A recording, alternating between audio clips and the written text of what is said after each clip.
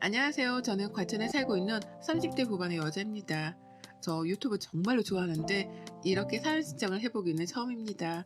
긴 글이 될 거라 두서가 없을지도 모르지만 막장 시모도 사이에 저희 시어머니를 드디어 등극시킨다는 즐거움을 한껏 안고 정성스레 적어보도록 하겠습니다.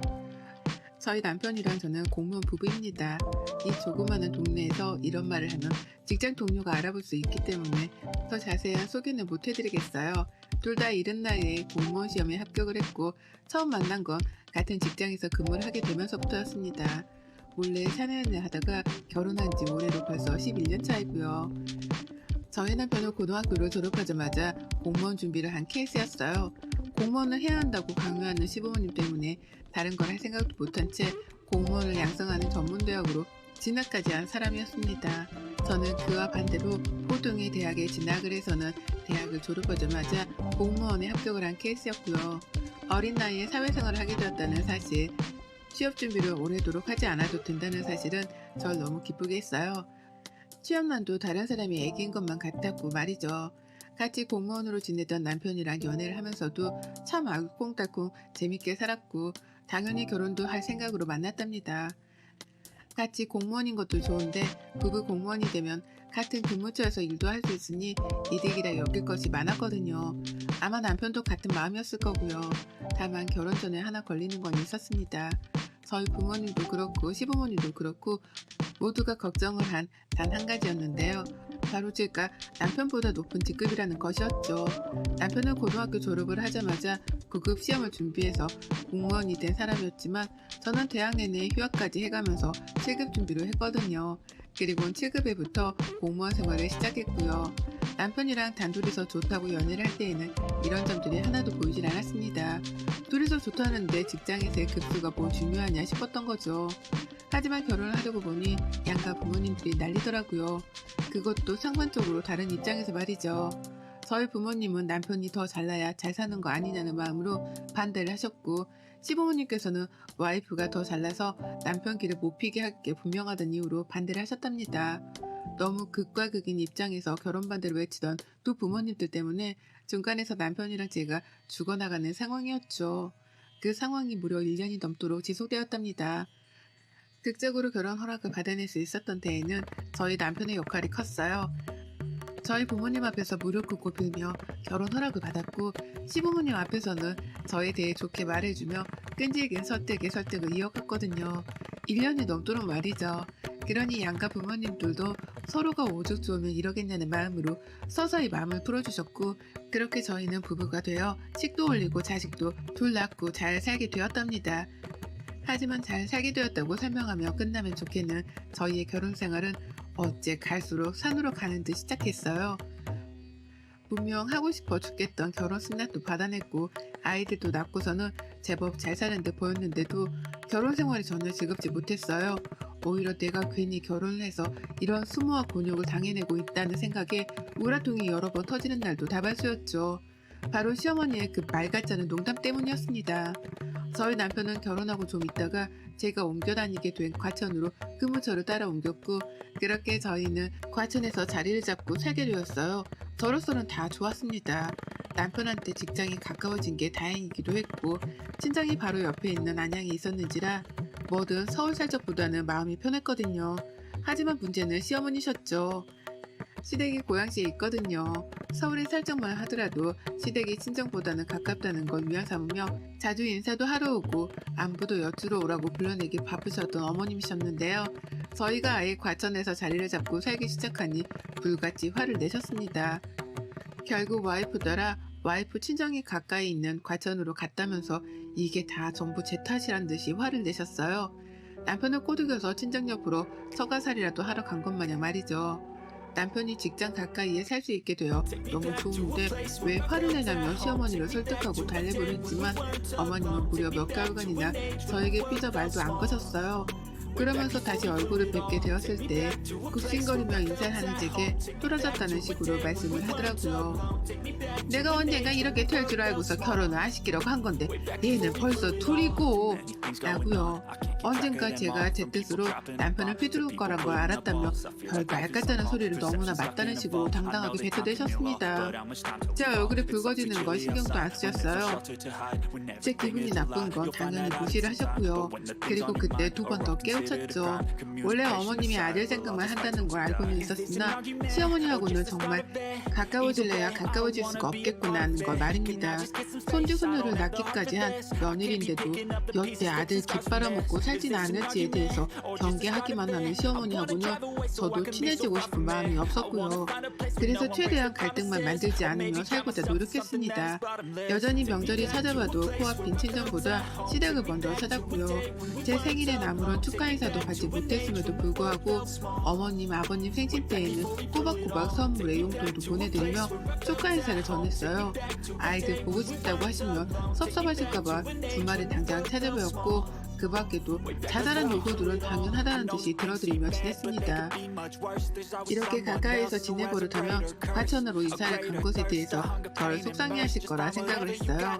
이 이상으로 친하게 지내며 모녀 같은 시어머니와 며느리 사이를 만들고자 하진 않았고요. 하지만 갈등 없이 잘 지내는가 싶다가도 꼭 한 번씩 시어머니의 말씀 때문에 제 속이 뒤틀리곤 했습니다. 제가 할 도리만 잘하고 지낸다면 욕먹을 일도 없고 갈등을 일으킬 일도 없을 거다 생각했거든요. 그러나 잘하면 할수록 자주 듣게 되는 시어머니의 그 얼토당토 없는 농담들 때문에 마음 편할 새가 없었어요. 지금 생각해보면 잘 지내고 있다고 여겼던 그 순간들까지도 사실은 시어머니께 농락을 당하고 있었던 것 같습니다. 저희 어머님이 농담을 참 밥 먹듯 하세요. 저희 부부가 과천으로 이사를 오고 나서 한동안 삐졌다가 다시 대화를 나누기 시작한 그 시점부터 농담을 참 잘도 던져대기 시작하셨죠. 오랜만에 아이들을 모두 다 데리고 시댁을 갔더니만 어머님이 그러시더라고요. 아이고 과천 갔다 죽은 줄 알았잖아. 우리 아들 호래비 된 줄 알았는데 이제 보니 며느리가 살아있는 있네 라고 말입니다. 전 당연히 농담인 줄 알고 웃어 넘겼습니다. 기분이 살짝 나쁘고 빈정이 상하긴 했지만 이 말을 너무나 활짝 웃으면서 말씀을 하셨는지라 다른 선택의 여지가 없었어요. 그저 농담인 줄 아니까 맞받아치지 않고 웃어 넘기는 걸 택한 거죠. 하지만 어머님은 이런 제 반응이 재미가 없었는지 그 후로도 기분 더러운 농담을 참 자주 하더라고요. 예를 들면 이런 것들이었죠. 요리를 도와드리겠다고 옆으로 가기라도 하면 아이고 부엌 무너지겠다. 너 그 꼴 못 벗어나면 우리 집 부엌 무너진다. 그러고도 뭘 먹겠다고 부엌에 들어와. 라고 하면서 제가 살이 쪘다고 뭐라 그러시는 거예요. 부엌이 무너진다는 말을 농담이라면서 키득키득 거리는 채로 말입니다. 여자한테 살 문제가 얼마나 기분이 나쁜데 어머님은 그걸 너무 뻔뻔하게 하셨어요. 그리고는 굳어진 제 표정에 활짝 더 웃으면서 농담인데 이봐라. 뭐가 틀려서 기분이 나쁜 거니?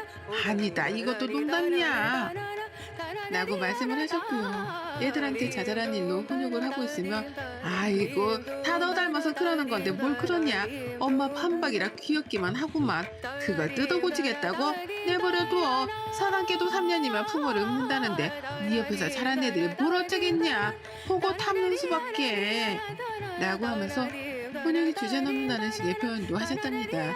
그게 무슨 소리냐면서 역정이라도 내면 아이고 농담한 거 가지고 쟤는 또 진지하게 저런다. 내가 무서워서 무슨 농을 못해 라고 제게 민감하게 굴지 말라 말씀을 하셨네요.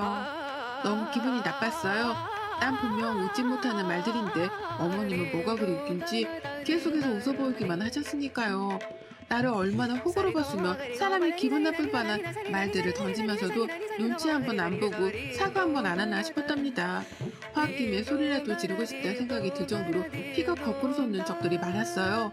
주로 대다수의 농담들은 제가 하는 말들이나 행동에 반박을 하는 것들이었죠. 그렇다 보니 시어머니가 나한테 시비를 거는 중이라는 느낌을 지울 수가 없었답니다.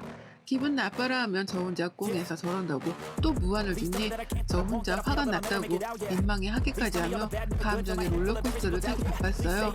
그러니 점점 시댁 가기가 싫어지고 최소한의 도리조차 해드리기가 싫었죠. 그러다 코로나 터지면서는 이게 기회구나 싶어서 시댁이랑 완전히 연을 끊었고 그 사이 전화가 오더라도 일 때문에 바쁘니 전화는 남편한테 하라면서 대놓고 연락을 무시했습니다. 급한 일이 있으면 남편한테 연락을 해도 충분할 텐데 왜 친하지도 않은 며느리한테 굳이 전화를 해서는 늘 시덥지 않은 농담이 나며 기분을 더럽히느냐 이거였죠.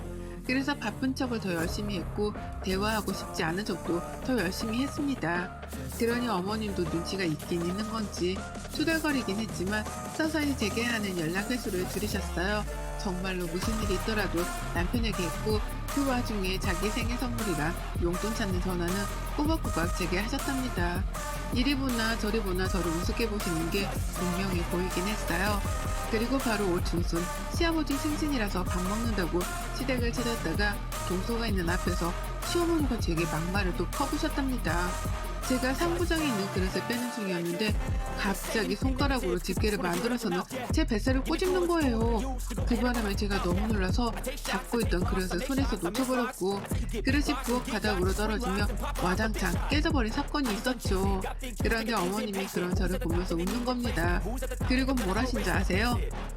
아이고 지살 잡혔다고 돼지가 놀래 자빠졌네 라고 하며 웃는 거예요. 미친 사람처럼 말이죠. 동서도 웃지 못하고 있었고 저도 너무 놀라고 기분이 나쁜 나머지 시어머니를 노래만 보고 있었습니다. 그릇이 깨졌고 사람이 다칠 뻔도 했는데 이게 웃긴 일인가 싶어 황당히 말이죠. 그러자 어머님은 그제서야 저랑 동서 눈치를 보며 말씀하더라고요. 농담이라고 말이죠. 눈에 보이는 살집이 너무 방대해서 잡아보고 싶었다는 걸 이유라고 되먹이셨답니다. 저는 사과를 하는 건지 더 엿을 먹이는 건지 알 수 없는 이 대답을 들으며 황망한 채로 깨진 그릇을 치웠고요. 동서는 뒤에서 쌀벌한 신호와 저의 농담을 들으며 겁이라도 질린 건지 말도 못 꺼냈어요. 그날 저는 밥 먹는 내내 입을 다물었고 시어머니랑은 눈도 안 마주치고 애들만 돌보다 밥을 다 먹자마자 시댁을 나왔답니다. 제가 나오니 남편도 뒤따라 나왔고 그렇게 집으로 와 펑펑 울었어요. 도대체 시어머니는 나한테 멀쩡한 말을 해주질 않는다며 속에서 의분이 터져나와 결국 울음까지 터트린 거였죠. 그런 저를 보면 남편도 최대한 시어머니하고는 엮이지 말란 말로 위로를 해줄 뿐이었고요. 남편이 해줄 일이 별로 없었으니까요. 그렇게 저는 시무를 안 본 채로 나름 잘 버티고 있었어요. 돼지가 놀래 자빠졌단 말이 아직도 크게 상처로 자리 잡은 상태여서 시무원한테 연락이 오는 것도 일부러 씹어가면서 피했습니다. 그런데 지난 주말에 시어머니가 집으로 찾아왔어요. 시아버지도 빼놓은 채 혼자 택시를 타고 찾아와 택시비를 내주라며 아파트 동 입구 앞에서 저한테 문자를 보내셨더라고요. 전화를 하면 안 받을 게 뻔하다면서 말입니다. 그 바람에 남편이 놀래 택시비를 내려갔고 어머님은 정말로 집 안에 들어오셨답니다. 당황했어요. 겨우 안 보고 사는 중이었는데 제발로 내 집에 찾아온 걸로도 모자라 택시비를 내달라며 집 밖으로 절 불러낼 생각을 하셨다니 말이죠. 어머님은 절 보자마자 또 농담을 던지셨어요. 우리 며느리는 공무원 아닌가 보네. CM이 택시비도 못 내줘서 못 나온 건가? 라며 비아냥거리셨고 갑자기 찾아오면 어떠냐 묻는 제 말에는 대꾸도 안 하셨어요. 또 농담에 민감하게 굽는 거 아니냐며 오히려 남편에게 말을 걸더라고요. 며느리 성격이 아직도 저를 꿍하냐고 말이죠. 제 앞에서 오고 가는 이런 말들, 그것도 내 집에서 오고 가는 시어머니의 막말 참을 수 없었습니다. 꿀같은 주말을 방해하는 것만으로도 대역죄인데 집에 들어온 그 순간부터 한마디도 쉬지 않고 제게 막말을 퍼부어대셨어요. 그리고는 그게 다 농담인데 제가 또 받아들이지 못하고 있다며 궁시렁을 대는 겁니다. 전 하나도 웃기지 않고 오히려 기분이 나쁘다 못해 민망해서 더럽기까지 한대 말이죠. 남편은 제가 울었던 걸 알아서 그런지 시어머니를 말리려 했어요. 갑자기 찾아와서 뭔 말이 그렇게 많냐며 입부터 다물게 만들려고 했고 그러다 어머님이 말씀하더라고요. 아이고 네 와이프 밥만 처먹는 게 아니라 서방도 첫 잡숴 드시겠다니 왜 이렇게 네 마누라 눈치를 보고 있어. 니들 결혼하자고도 내가 그렇게 걱정했던 게 바로 이런 거다.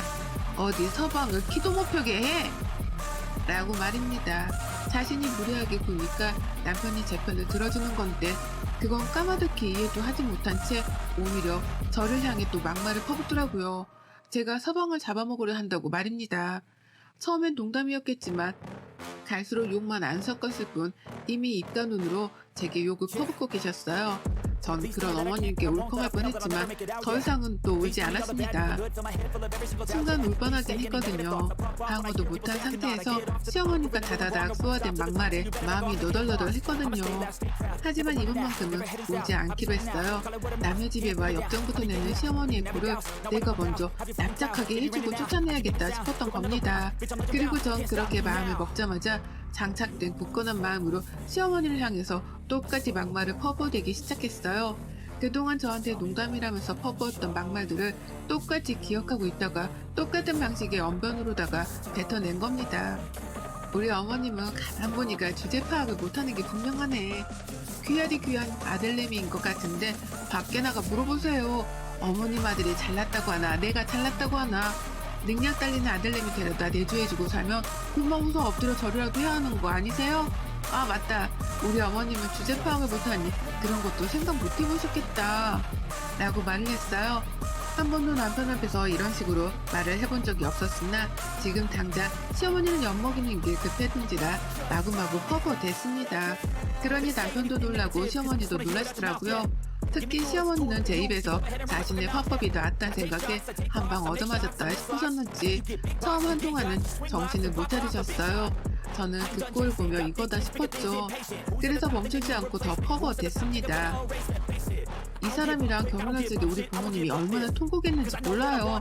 어디서 거덕대기를 주워다 기우는 시집을 가려 하냐고요. 아유 이런 말을 지금에나 되니까 농담으로 꺼내는 거지. 예전에는 어머님 상처받으실까봐 이런 말은 죽어도 안 꺼냈잖아요. 아시죠? 근데 제가 지금 생각해보면 우리 남편이 거적대기였어요. 그쵸? 대학 졸업장도 없고 있는 거라고 공무원이라는 게 전부인데 저도 참 정신이 나갔었네요. 그쵸? 라고 말입니다. 남편이 상처를 받을까 싶어 최대한 남편 눈을 보지 않은 채 시어머니만 보며 약을 단단히 올려주겠다는 자세로 어머님 화법을 썼어요. 그렇지 않냐고 자꾸만 되물어가면서 시어머니의 약을 더욱 바짝 올렸습니다. 그러면 남편이 잠시 시선을 회피하며 바닥을 쳐다볼 때 괜히 남편을 업신여기는 듯한 표정으로 째려봤죠. 시어머니는 그런 저의 표정을 다 보고 있었고요. 그리고 곧이어 반응이 튀어나왔습니다. 많이 기다릴 필요도 없었어요. 자기 아들이 그간 집안에서 며느리한테 이런 취급을 당하고 있었나 싶었는지 아주 충격을 받은 표정으로 저를 바라보셨어요. 어찌나 충격을 받으셨는지 처음 한동안은 제 이름도 못 부르고 말을 더듬으셨답니다. 그러더니만 너 이게 뭐하는 짓이야 내 앞에서? 내가 보는 앞에서 내 아들한테 뭐? 거적대기? 야 너 대학 졸업장만 있으면 다냐? 너 설마 네 남편한테도 지금껏 있다고 얘기한 거야? 라고 하면서 남편과 저를 번갈아 막 서럽다며 눈물을 글썽거리더라고요. 화도 났는지 목소리도 점점 커졌고요. 그래서 제가 아이고 농담으로 못 받는 거 보니까 그간의 아들내미가 저보다 기울어진다는 걸 알고는 계셨었나 보네요. 왜 그러세요? 어머님 좋아하는 농담을 저도 해드린 것 뿐인데 뭐 상처를 크게 받았나 보네요. 이제라도 주제 파악을 하신 건가? 라면서 더 크게 웃어 보였습니다. 어머님이 그간 저한테 하셨던 것처럼 저도 농담인데 왜 그러냐며 막 웃어 놀렸어요. 더 야구를 하고 바짝 웃었죠. 그러자 어머님은 우라통이 너무 나셨는지 감정을 주체하지 못하고 막 소리를 지르셨고 그걸 말린다고 남편은 어머님을 끌어안았어요. 순식간에 집안 분위기는 개판이 되었고 어머님은 급기야 화를 내다 울음을 보이셨습니다.